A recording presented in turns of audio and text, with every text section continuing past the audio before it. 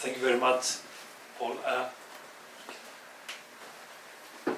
I'm very happy and honored to be in my data and ethics part, because as a non-professional, non-philosopher, I would like to get some insights on how to do better these very complicated things we're doing in engineering or in the economy of the web. So today I will try to provide some new dimensions on my data about economy and ethics, about context and trust, about attention and time, especially time, and of course, just for the end, I would like to propose some next steps in my data community and lessons from the philosophy. So, it's a gap. We know with numbers, you can see 2017, it's all about, even if you go to open data about who finances the American politicians, now you can see Oracle, Google, Facebook, etc. The web is really everywhere. X as a service, government, Estonia for instance is a government as a service, everything as a service. If you want to become more philosophical, the word, I think, hybridization of bits and other forms is an interesting term, and also continuity. Continuity is not the best in this machine, but okay, in behavioral and moral terms, in the online physical space. But the question I'm working the last 5 years is what the web really changes and what's the new thing here. I think we need to fix it somehow. Yeah, no, yeah, we need to fix it. The analysis just changed, and it's going to be like a hidden code. Yeah.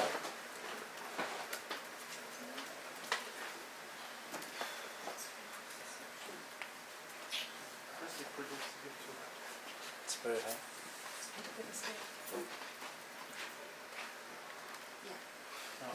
No. It's about the computer. Yeah, it's the computer. Yeah. We miss the slides.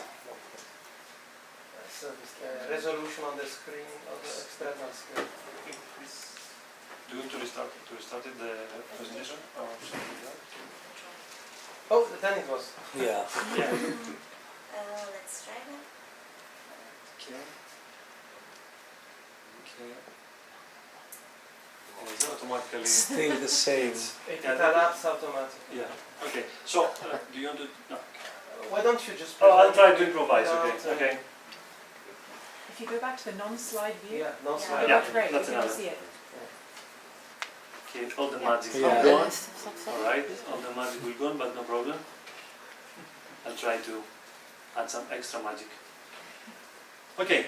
So the idea here is that, as Stigler says, you've got a new publication means, and that affects two basic actions of humans: is republic, res publica, and grammatization.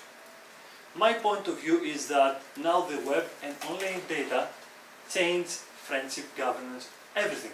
So I came up with the idea that saying that actually the web makes you and asks you and address almost every aspect of your life in very short time.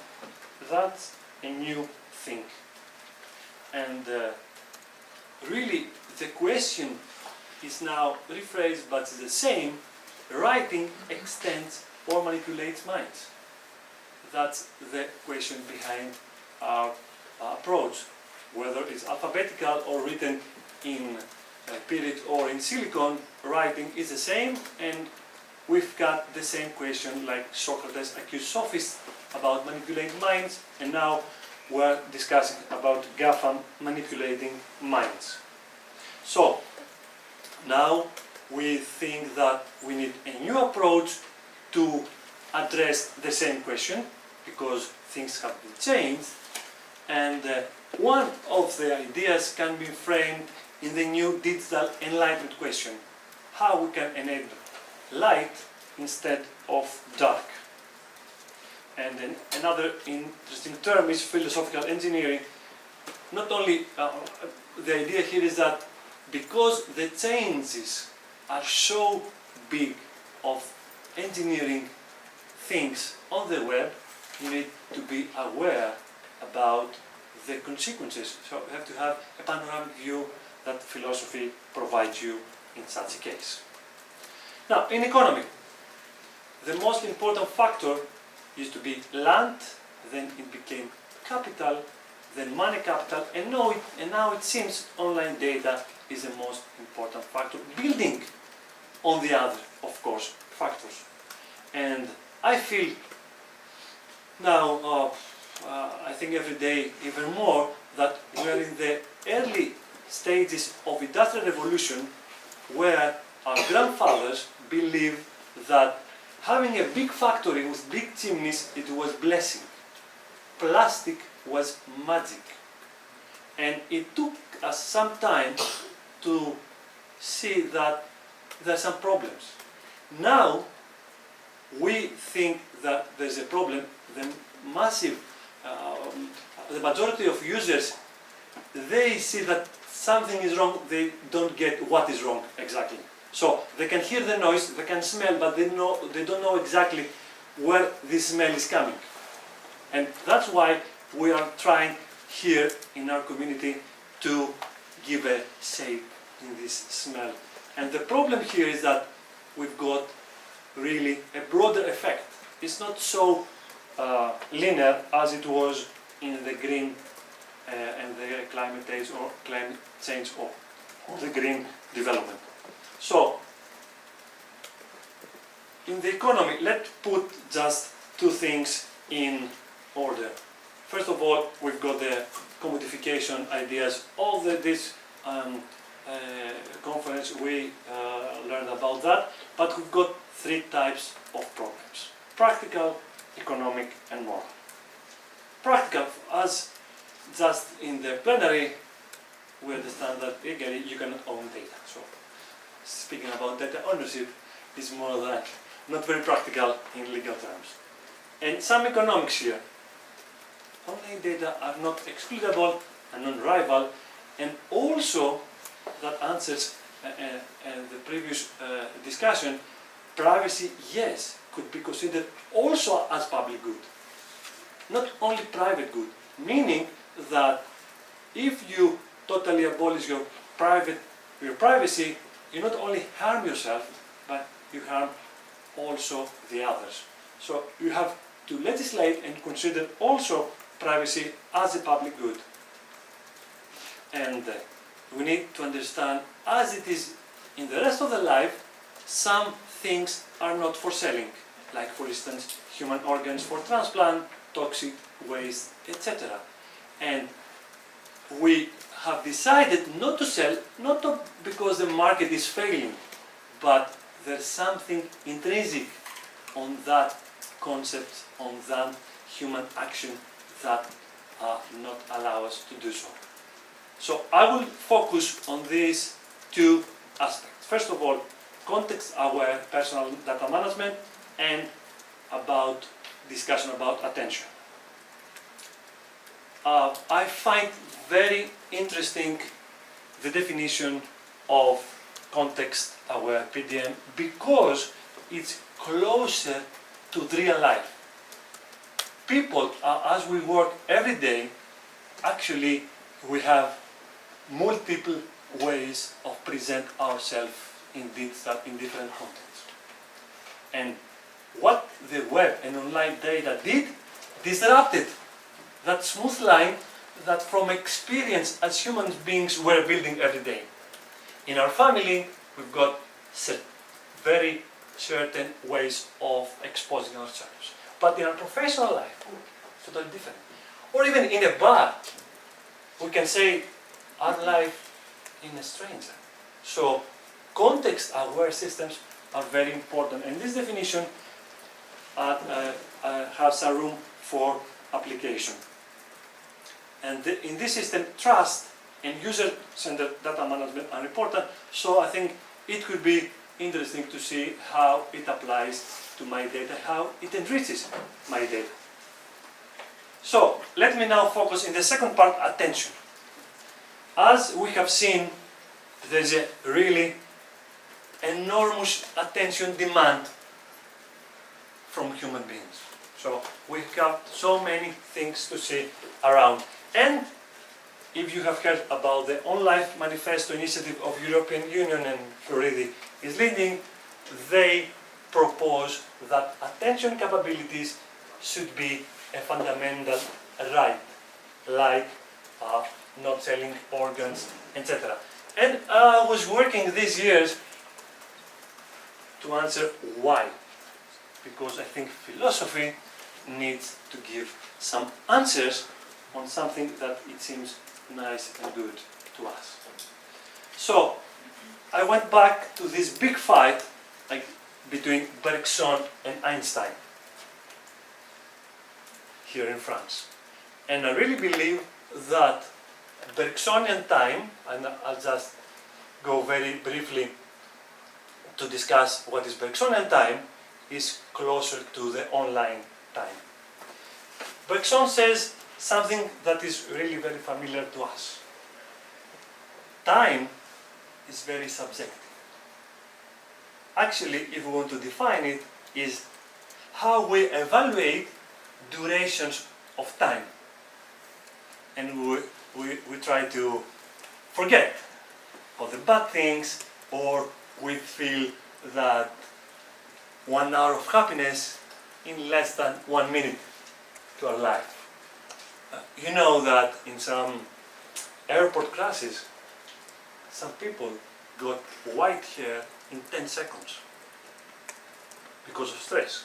So what here Bergson says, that time is irreversible, time